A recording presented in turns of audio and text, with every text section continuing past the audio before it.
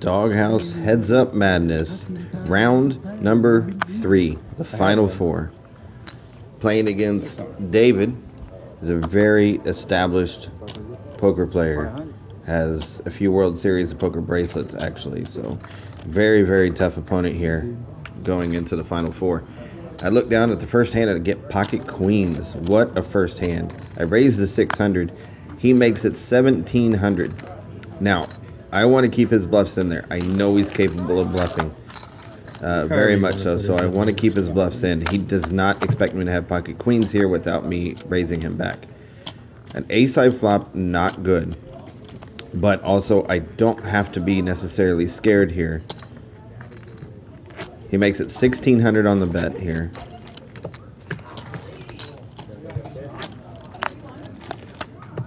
I make the call. Now a king comes out. I mean, if there could be a worse card, I don't know what it is. But that is a really bad card. Also puts a club draw out there.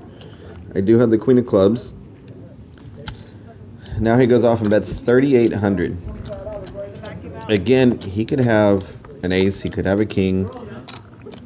He could also have 8-6.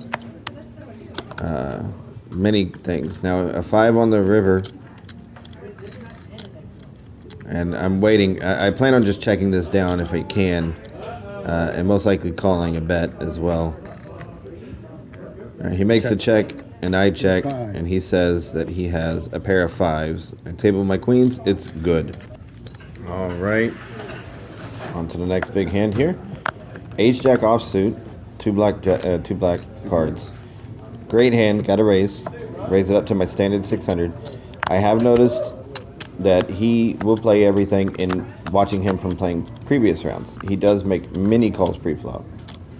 Alright, so queen 8-3 with 2 spades. I have a backdoor straight and flush draw. Plus my ace high is probably good most of the time. I bet 700 here, and he's thinking about it.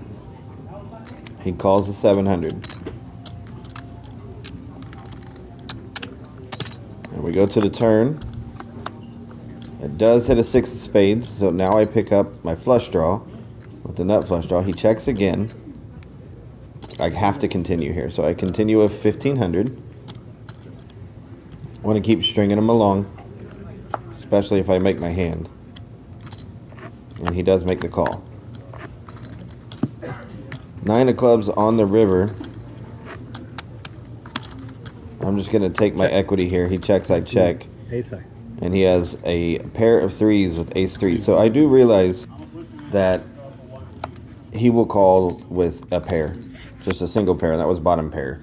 So here we go to the next hand. Ace-10 suited. Pretty much the same as I said. Got to raise with this one. Raise it up to my normal 600. And he makes a call. Off to a flop. Here we go. 3 of diamonds. Jack of clubs, 5 of spades. He checks. I check. 8 of hearts. And I bet he... Here we go on to the next hand. King 10 offsuit. I have the button. I'm going to raise it up. Standard 600. He does like to call it regardless of what cards he has. Flop coming out ace high, definitely betters my range compared to his. Okay. He does check. That was a check, David.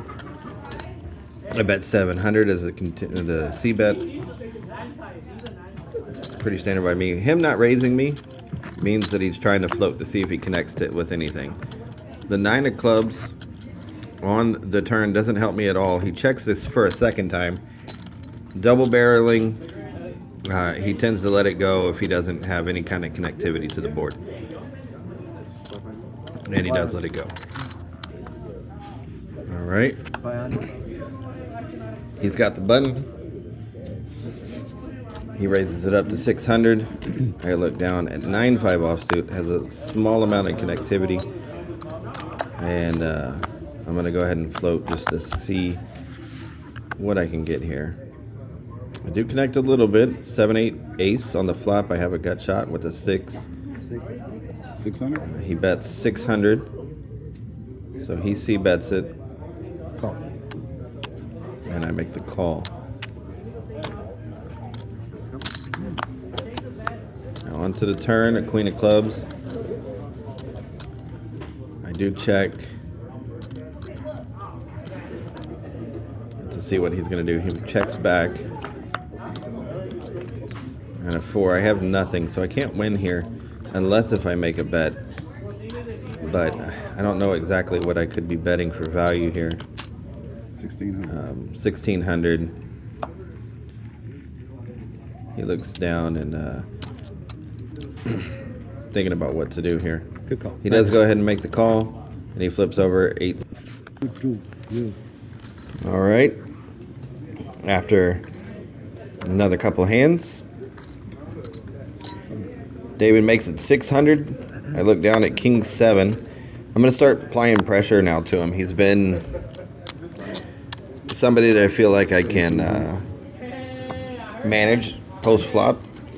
So I want to start building up some pots and taking advantage of it. He does make the call for 1700 after I raise him. And bingo. 2 pair, top 2 pair. It's always great when you can 3-bet and hit top 2 pair. Now, because he did raise and call, I know he has something that's decent here. No, he meant your telephone. So I make a bet of 1200 and he calls. Normally I would check that, but nothing. Now a diamond does come in. I do not have a diamond, but I still have 2 pair here. So I'm going to continue because I want to see if he does hit the flush. And I know where I'm at. 3500 and he makes a fold. I check. He says queen high. I win. And now the blinds are at 200, 400. He raises it to 1,000. I look down at a suited ace, ace 4 diamonds.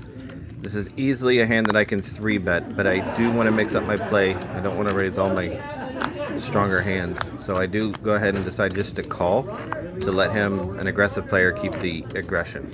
Now the flop comes out favorable for me, having 3-3-4. I know I'm ahead. Now a deuce, so now I have a gut shot as well. I know I'm still ahead here, but I want to start putting chips into the middle, so I bet 1500. Now, without him betting on the flop, I know that I am good, that I'm ahead. So I'm not worried about an overpair.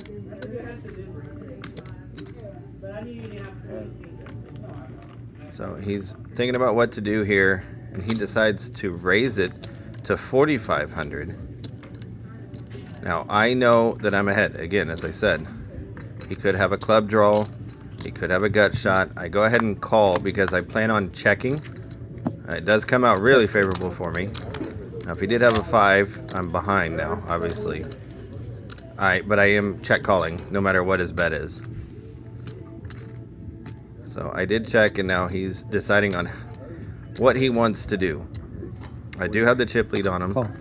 And he bets 6,500. I snap call him, and he says that I'm good. Flip over my 2 pair. On to the next hand. Alright, I look down at ace 10 offsuit. I mean, obviously I'm going to be raising here. I'm going to keep it consistent, make it 900. I want to keep all of his cards in there because I'm trying just to milk him, just to slowly take chips from him, applying pressure. Of course, it helps with good hands and the window card being an ace. So ace 4-8, all rainbow on the flop. Of course, I have top pair. Again, I'm going to keep applying the pressure. I make it 1,100. I will not be slowing down anymore and trying to trap him. It's just not needed anymore with the amount of chips he has left. He's only got about 6,000 in chips after making the pre-flop call, so